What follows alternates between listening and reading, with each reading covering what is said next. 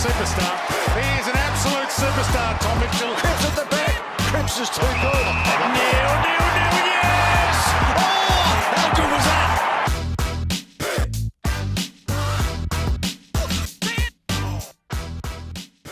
All right, guys, very lucky today to have Steele Sidebottom in the studio. We've just come from the club where we've been playing a game called Warple. For those that don't know, it's a version of Wordle where you have to guess AFL players, and Steele and I pride ourselves on being two of the biggest footy nerds at the club.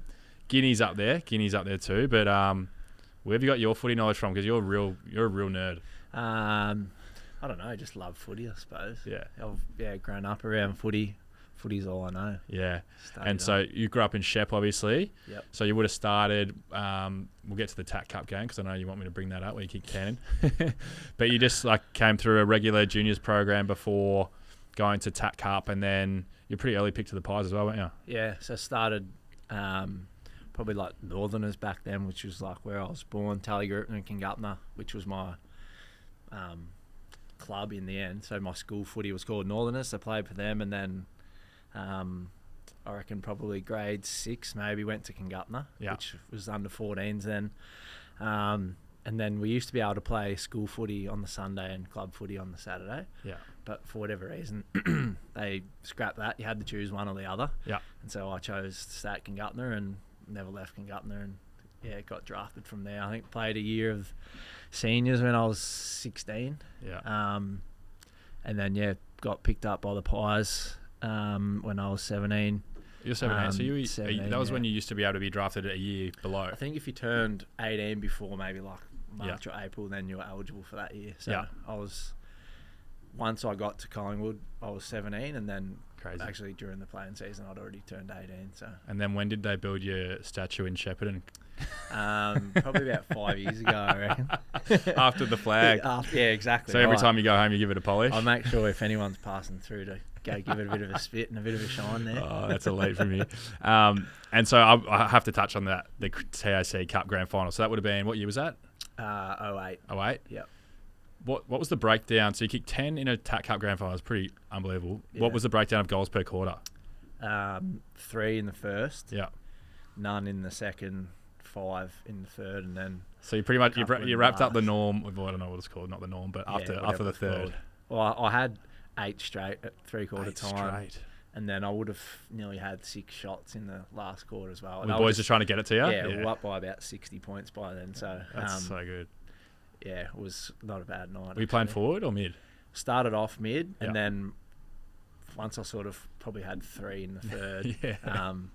Phil Bunn, the coach back then, was almost just, you stay forward and just do what you're doing. And it was just one of those, I'm sure you've had them as well, where like just everything went right. I was getting pushed sometimes, and it'd like push me into the footy and I'd mark it. Or it'd bounce your way or something. Yeah, all that. So it was a very memorable one, and probably what got me to the Pies at pick 11.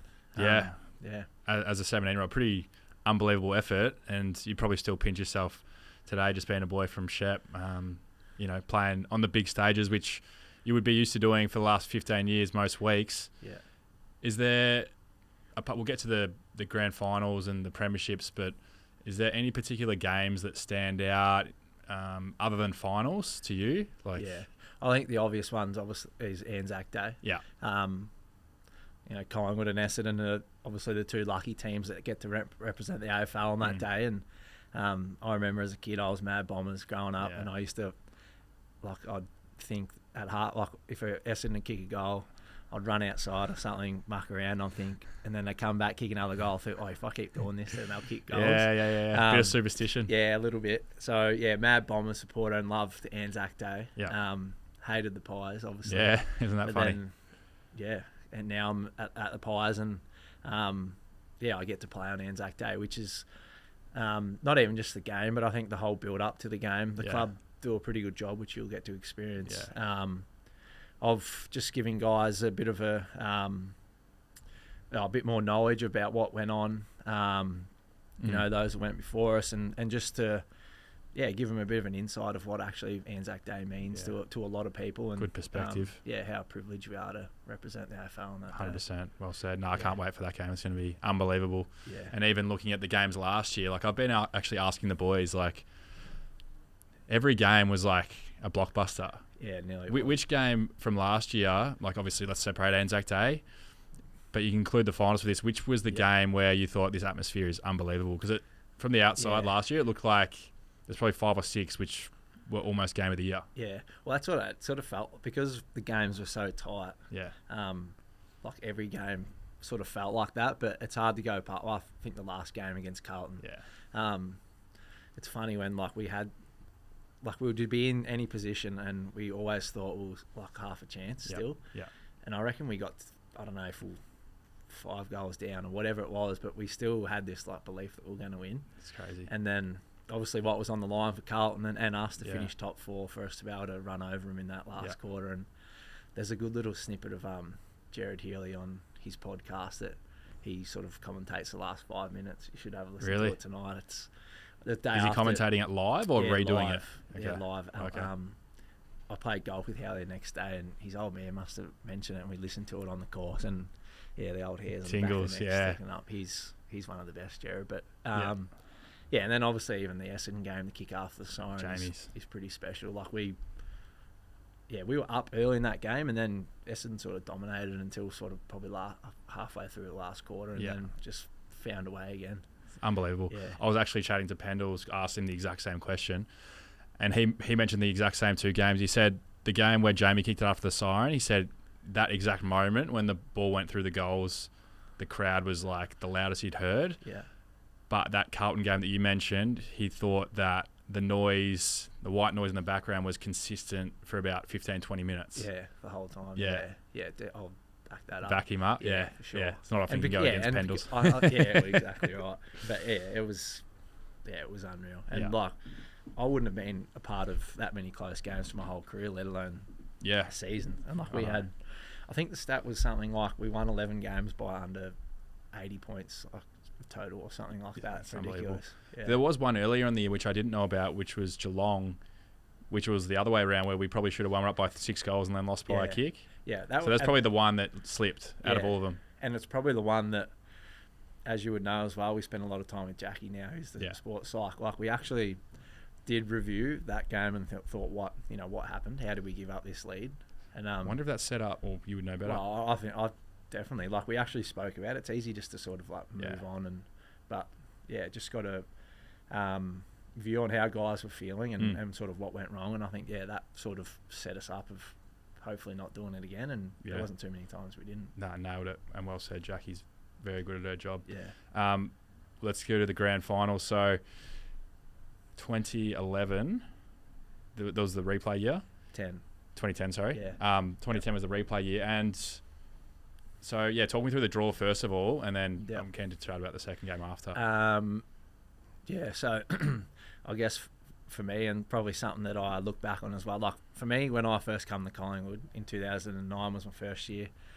I played in a prelim, and then 10 was 2 grand finals, 11 another grand final. So like when 2010 come around, I was just like, this is just what happens all the time. And I was, every year. I was young, and like I wish I could go back on the time now, but obviously you can't. But it's still like it's a bit of a blur for me, I reckon. Like I was just sort of thought that it was going to come around all the time. I sort of remember bits and pieces of it, but the draw was a funny one. They say if a game went longer, because St Kilda were coming hot, we had a bit of a lead and they come back. Then there was confusion after the actual final sign whether or not there would be extra time or not. No one actually knew, so there was blokes running around thinking, what do we do? And then obviously they said, you got to come back next week. And then just on that quickly, do you think it should be extra time or the next week? No, looking at it now, I love coming back the next week. Yeah. But I kind of like the traditional things in footy. Like we always want to change these rules and things now. Yeah. But I guess it worked in our favour that week. But after the siren, so we found out we're all coming back next week. Our change rooms got like flooded with sewage or whatever. Really? So all our bags got picked up, moved to like different rooms I've never been in before. I think it might even be the ones that the umpires use now. Yeah. Something, and then obviously all the after match functions are all booked, all ready to go. Did you still go? We all still went, suited up. Went to the after match function. No beers, unfortunately. Yeah. But then I guess we're just back to work, really. It's just another opportunity we had to win a granny. And, we obviously handled it better than the Saints did and won quite comfortably. What do you think, in your opinion, you did to prepare well to set yourself up for the next week? Because it is for some it can be, here we go again, like the stress of building up to another week. Yeah. How was the approach with the coach? Mick was the coach at the time, and then the playing group. Well, I think that the fact that we went to that function, I think, showed that we wanted to keep things as normal. That was there. We're not going to shy away from it. It was a draw, whatever. But I think as well, like we had guys who, Pendles reckons he was sick. Vic Crook, grand final day. We had guys who probably weren't at their best. Yeah. So I think the room for improvement, we had probably a lot more than what the Saints did. And potentially it showed. I think we just treated it as another opportunity. It wasn't like, So the parade and everything happened again, the same thing? None of that, parade? which probably helped as well. Yeah. Just worrying about the game because, there's obviously a lot more outside noise than usual. So it was just like another game, really. Yeah. So just got back on with the job and lucky enough to win quite comfortably. Yeah, I remember watching the grand final replay, and obviously you guys won convincingly. But having looked back at it and done a little bit of looking into it, that was the year Pendles won the norm. Yeah. And you were second in the voting, which probably flies under the radar because you kicked two, and had a good game. Yeah. Were you a chance to win, or because there's a few pretty good players on the day? Yeah. There was actually. Yeah, they probably could have been. So I think Pendles might have had 10 votes. You had 8. You weren't far behind. I'd like to think that I kicked the last goal of the game, so maybe the judges already had their votes in. Yeah. Maybe that one might have got me over the line. Interesting. But like everyone, I was lucky to play all right and definitely kicking those 2 goals. I remember those pretty clearly. Yeah, it's unreal. Yeah, pretty special days. Yeah, and then to follow it up the next year, like you said, you're a young fella, probably thinking grand finals roll around every year, and it did again the next year. Yeah. Was that a close grand final, the 2011? Yeah, so it was. I reckon it was during the second quarter. Podsy Adley done his shoulder for Geelong, and we were up by about 20 points, I reckon, at this stage in the second quarter. Really? And I guess it just forced changes for them and change the game. Changed the game. It got to, I think it was about. It might have even, if it wasn't 1 or 2 points at 3/4 time. Yeah. I actually kicked the goal right before 3/4 time that might have brought us back to a couple of points or even a goal. Mm-hmm. And then the Cats kind of ran away with it a little bit in the end. But it was almost like when good players are good, because there was moments there. I remember Jimmy Bartel just doing things, thinking, "Fuck, these guys are good." Yeah. And I was always, for whatever reason, used to play against the Cats, and the Cats, for me, I was only little. They were all strong. Chapman, big Corey, Bartel, Ablett, Ling, they're all big mids. Massive. Yeah. So probably a little bit intimidating, but we lost 3 games that year, and they were all to Geelong. So I don't think we beat them once, and they got to lift the cup. What was the specific moment you talk about Jimmy Bartel? Was there anything that sticks in your mind? There was, I think the rule must have been if you hit the ball out of bounds on the full, you get a free kick. Yeah. I reckon Joel's hit it out in the full, and Bartel had a shot from the pocket. He snapped it. Yeah. I also remember in that game as well. I haven't watched the game, a replay since, but I've got a vision in my head of him running back with a flight. It was just a high ball in the middle of the round, just eyes on the ball, just going hard at it. And I think even Stevie J there was doubt whether he would actually get up. So he won the Norm. Is that year? Or maybe Bartel. Well, they were all good. That really sort of, I took away from that, how good these blokes are. Yeah, I remember they got to a stage where, because Geelong, I feel like around goals, Geelong's always been real unselfish. They get people in, and I don't know if it was Hawkins, but Stevie J would just run right beside him, little handball, goals, snap, and they hurt more, when it's something little cheeky that. So, I'll definitely remember the loss probably more so than the one that we won. Yeah. And then the next opportunity, unfortunately, was another loss as well, 2018. I was fortunate enough to go along to that game. Yeah. I remember the end of the first quarter, and I was thinking that it's going to be hard for the Pies to lose here. It was 5 goals to nothing. Yeah. And then I've asked a few of the lads about it. Geordie was one of them. He sort of felt as though the guys went into preservation mode a little bit. You know, when you're sort of going to save the game too early rather than just playing. Yeah. What was your take on it? Yeah, well, I mean, we couldn't have started any better. That was unbelievable. I think, we kicked the first 5 goals of the game. And then, I don't know, maybe we just, thinking too far ahead a little bit. Me personally, it's probably a day that I'd like to forget. Didn't play well at all. Yeah. Clearly lost by, under a goal as well, sort of, makes... It's tough. I've been playing losing shit and losing as well. So, but I mean, to West Coast credit, like, it was actually, like, really tight, sort of. It was, like, almost goal for goal in that last quarter. It was a good... Like, it was... I mean, in terms of a footy... Nuffies, like a game to watch. It was a great game of footy. Obviously not that great for the Pies in the end, but and similar thing. Like when you do well and you win things, like you like to remember back. I try not to even think about it, to be honest. Yeah. So like I don't remember heaps of it as well because I've never really given it that much thought. You wouldn't ever go watch the replay or anything? There's no doubts I would have seen bits and pieces of it, but. I used to lay in bed at times thinking, like, what happened? Yeah.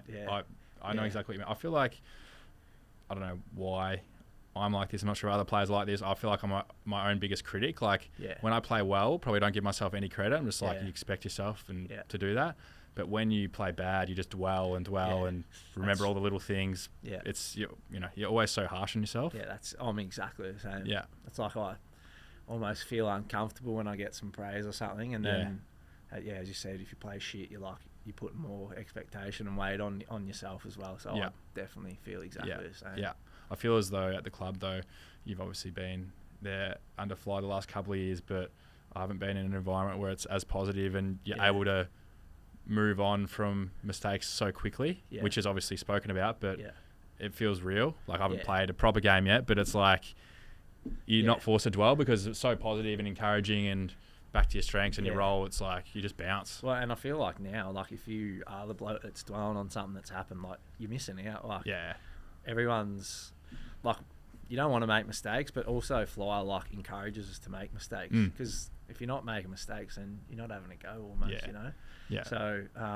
it's like what he said the other day. He's like, perfect. He's like, what even is that word? Like he's like, you can't do something better? Like it's not, it doesn't exist. I was like, that's true. It is, but but Fly's been, he's been awesome. Just like, not even just for the footy side, but just for guys coming into the place and like loving coming in, rocking up to work. I mean, I've done that, my whole career. I still love doing it now, but Fly's brought something different to the footy club that I hadn't experienced. But do you reckon it's given you a bit of a boost? Yeah, no doubt. I remember talking to Blairy actually when Bucks finished up, and he was just saying about new coach. You won't know yourself like the old change as good as a holiday. And probably when Fly come, we hadn't had that much change at the footy club really since I'd been there. A few coaches here and there, but almost all new line coaches. So it was a completely different place. Tweaks to the game plan, which sort of, you play under the same system for quite a while, and things can come a bit, mundane or whatever, and then to, hear things that Fly saying that, all coaches are different. Like I'd been taught to do one thing my whole career, and then the new coaches come saying, "Are we going to do it this way now?" Like it takes a little bit to get adjusted to, but I've loved every second of Fly since he's come. I've been the same. I was lucky to have him at the Hawks as an assistant and then to have him as a head coach. Unbelievable. We better also thank Alive for helping us out with the podcast today. Mate, huge drink. Obviously low calorie drink, probiotics.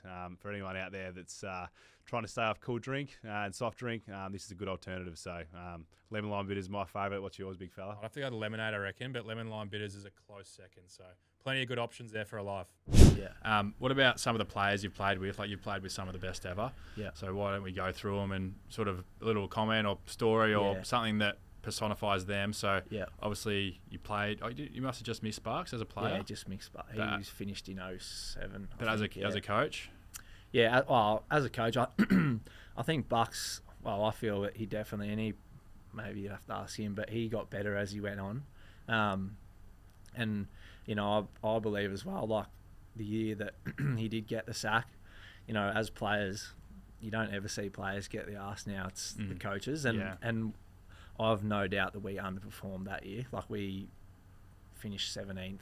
And it's sort of, I don't want to take any credit away from Fly here as well. But, you know, us finishing 17th and then jumping to 3rd, for me wasn't such a surprise because I knew that we did poorly the year that Bucks got the sack. Yep. So maybe it surprised me a little bit to get to like a prelim and lose that. But I guess the gap that was made, like, to me, it wasn't as surprising. Wasn't as big on paper. I think so. So Bucks, and I still keep in contact with Bucks now. Yep. He come to my wedding, and basically Bucks had been there the whole time that I'd been there. So he was my coach, but he's a mate as well. Yeah, so 100%. Definitely happens in footy that become mates with everyone, really. Yeah. What about Pendles? He obviously played his 350th last year. I actually asked him today because we were chatting about. I asked him, how many games have you missed? So he's played 360 out of a possible. I'm like, how many do you reckon you've missed? He reckons about 20. So he reckons he missed 10 his first year just didn't get picked. Yeah. Missed 6 with a finger, 6 with a leg. And then a few ones. So he's unbelievable durability. And you know him better than anyone because you guys are obviously tight as, but you've played all your footy together. Yeah. Well, I think there's no surprise. Well, for me, there's no surprise why hasn't missed as many games. Like, he does everything like to a T. He's so professional in what he does. He looks after his body better than anyone. Yeah. But also, like, there is luck involved, but I feel like if you work as hard as Pendles does, then there's not as much luck. And he would never go into things hoping. Like, he's always confident that he's done, you know, all the work. He's prepared. Yeah. But yeah, I think, you know, in them sort of like lean patches maybe where we didn't play finals for a while, we probably lacked a little bit of leadership as well at the footy club, and you know, no doubt Pendle sort of felt that. But you know, I remember times like being out in the field, almost looking for someone like what's going to get us going, and like you just look at Pendles and what he does, and it just drags guys along. Yeah. You know, he's been, for me, definitely the best player that I've played with, and I've played with a few, but he's a gun, but he drags others along with him as well. Yeah. But yeah, he's a star. That's one thing, being at Collingwood my first year this year, yourself included, but like even like the leadership qualities that yourself, Howie, Pendles have, like you play with a lot of, I've been at Hawthorn, Sydney, play with a lot of superstars, but there's no egos at all with the older players at our club. It's unbelievable. And like the selfless attitude, because sometimes you assume that, you know, with how spectacular you guys have been in your careers, that, it must be about these guys. And you come in, I'm like, it could not be anything further. Like the most selfless players in the team. I'm like, this is unbelievable. And I think like footy's changed a lot too from probably, and from when you first would have started as well. There was almost like a bit of a hierarchy. You had to sort of earn your stripes, where I feel like now, as soon as you're in there, like everyone's all in it together. There's no sort of, you know, the older blokes here, young guys. So, I think now we've got a pretty good mix of, you know, guys that all have different leadership qualities and probably all complement each other as well. 100%. Yeah. What about Swanee? Yeah. Because he was a player that, I don't know, like he probably didn't prepare as well as Pendles, from what I've heard, and you would know better, but he was a superstar. Like he's always in the best players, just doing his thing. Like how did he go about his footy? Because he'd got the results, but did it differently. I definitely did it differently, but I feel like when Swanee was training, like if he was in, like he was 100% in. You know, definitely wasn't as professional and definitely did things different to what Dipped is. And it's because it's funny, like Pendles and Swanee and, you know, these guys who are the best, you always, it's probably unfair, but you always compare them. Yeah. Everyone's different, but Swanee was just like he didn't look like the ultimate athlete either, but he was so strong, like powerful, quick. He was fast. You know, he'd get tagged times. I remember we played Brisbane, I reckon, and he was playing on Andrew Rains, and they almost just cleared the 50 out, and like Swanee went down there, and like one-on-one, he was no matter who was on him, like, he was very hard to beat. It's kind of like Dusty. Yeah, definitely. Like, just quick. Strong, yeah. Strong. What did he used to bench press? Oh, he'd be 140s easy. I reckon towards the end he had like wrist troubles, but he was like real strong. Wow. Yeah. He used to, like, obviously it gets pretty cold during the winters and that training. He'd waddle out, beanie, hoodie, trackies on, just do what he needs to do and then get back in. But like, yeah, he would do what he needed to do during the week, but he'd always perform. Yeah. Like, and I guess that's why, there's never going to be, well, now there won't be never be another day in Swan. Yeah. But it's hard, like, if he's out there performing each week, like, yeah. I mean, as long as you're not stepping too far over the line, which, he probably has a couple of times, but his ability just to go out there week after week and perform is get it done. That, I've never seen before. Is there any moments you remember specifically, Swanee or Pendles, in a game where you're almost spectating, thinking that was unbelievable? Like, I've got this one moment. I was playing at Hawthorn. It was Gary Ablett's second stint at Geelong. Yeah. And he was my idol growing up. Yeah. And there was this passage of play where he was running on the boundary, balk, and I was just like watching him like, this is unbelievable. Like, this is crazy. And I was like, I'd been around for a long time, but you're still in awe. Yeah. And then lay someone out. Are there any moments in like a big game or just something that they did that was incredible that stick out? One that sticks, not a moment, almost like a last quarter. It was my 200th against Essendon, and we were up for most of the game, and then I reckon like sort of late in the third, early in the fourth, they started to get on top, and we almost looked done. And I remember, like, it was literally like Pendles just like grabbed everybody, and he ended up winning.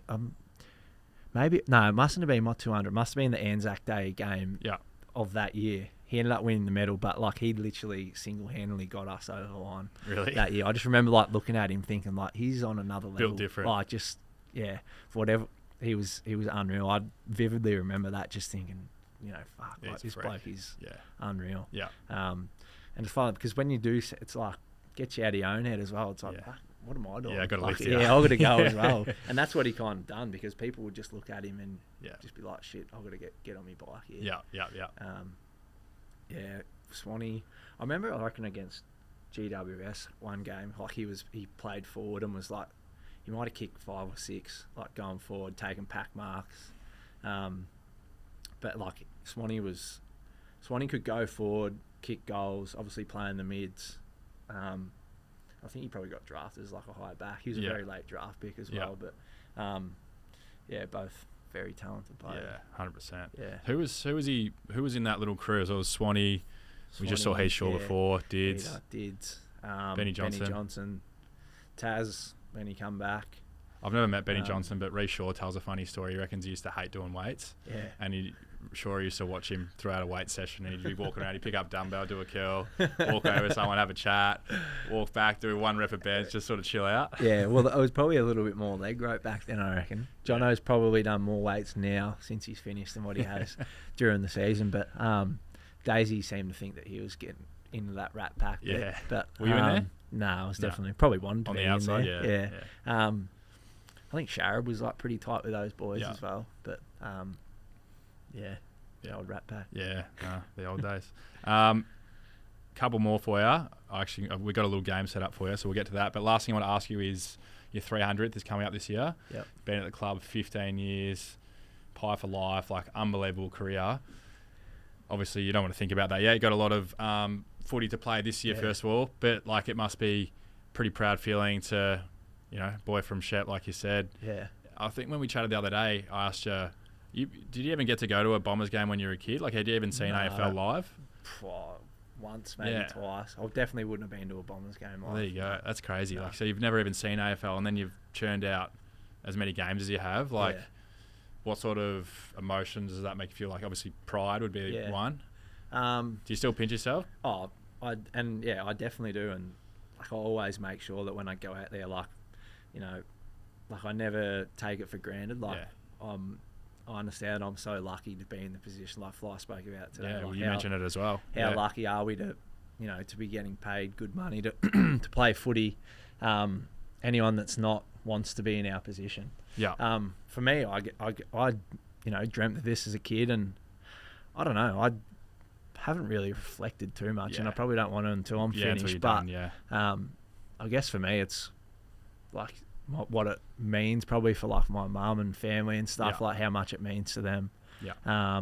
Yeah, and I'm sure a lot of other guys would say the same, but like, you know, you take your family along for the ride as well. You know, Yeah. they enjoy the highs and lows just as much as Yeah. you do. But yeah, I've been very fortunate to have the career I have, and hopefully I've still got a few more to go. Yeah. Hopefully plenty more good stuff in the tank. I know Yeah. there will be.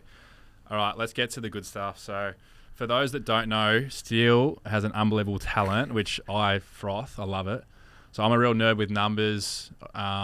You know, probably you're pretty good with numbers too. Year 2000 to 2010, we love playing a few games at the club, like who wore this number in 2004 for whatever team. You've got another level on it because you know everyone's boots, which is how did that start? How and why do you know that? I reckon I just love footy boots. Like I love new boots. Really? So I feel like I can Have tell you got a a new lot. pair for Friday? I do. I just wore them today for the first time. Nice. I look at someone's boots and I feel like I can tell a lot about someone by the shoes they wear. What do you think about me? Very workmanlike. The career craftsman, saves. yeah, He where pulls the his career tongue saves that it. far up. Yeah. It's nearly coming out. That's so true. The only thing I could do better to make it more workmanlike would be make them black. Wear black ones. Yeah, no, That'd be I real like the workman. white. Yeah. And you got the little ankle socks to go along with it. Banger Mate, Harvey, you're very so much like. You're so observant. So when you like line up against someone, like, do you I don't know. notice me do it, or you just it's in the back of your mind? I probably just do it without even realising. Like, Yeah. But obviously I do look. 'Cause You must, I because know. otherwise, how would you know? But yeah, I don't know. I've always loved footy boots. Like if a new pair Yeah. of footy boots come out, like I want them footy boots. Yeah, okay. Um, You've always been Nike. no, I've Change around a bit. Collingwood was with Adidas when I was first Yeah. there. That's probably another reason because I love footy boots. I've been like You tried all of I them. went Adidas. You got Asics? Adidas. What did I do? No, I have. Oh, I've worn Asics a few times because I had a sore heel. But I went like Adidas, Puma, Nike, Yeah. and then for a little stint there, I was wearing Umbro footy boots. Really? Yeah. I So reckon I might have tried them once as well. yeah, Or it was a maybe bit of a deal Concaves. through Rebel Sport. Yeah. There was a few like Kieran Jack used to wear them. I can't Yeah. remember who else, but I think Dylan Shield wears them.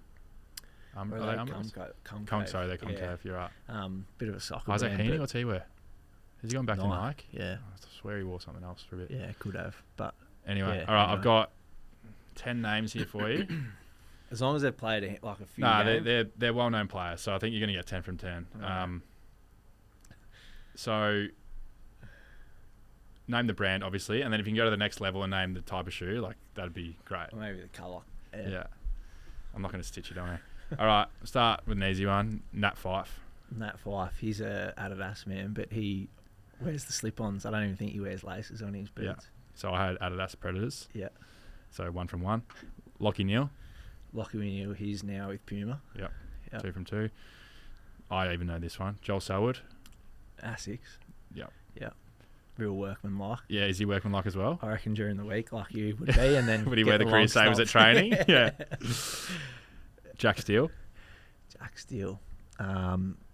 He's definitely Puma as well Yep. now. Yep. Elite. Andy Brayshaw. Nike. Yeah. Stephen Fab fella. Canelio.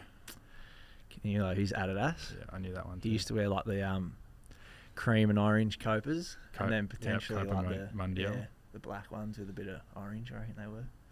Yeah, haven't missed yet. Jarman Impey. Well, I feel like now that he's gone to Hawks, yeah, he's definitely Adidas, is he? Yeah, actually, it says Adidas Copa. Yep. Sorry, I misread that. You're right. I've got the in front of me and I still got it wrong. I should know that. Yeah, wow, you haven't missed yet. Cody Waitman. Cody Waitman's Asics. Because dogs. Yeah. Same kind of shoe as yours. What are they? Which ones? What's your game day Testimonial. boot? Testimonial. Yeah. Yeah. Yeah, best Asics boot, I reckon. Charlie Dixon. Charlie Dixon.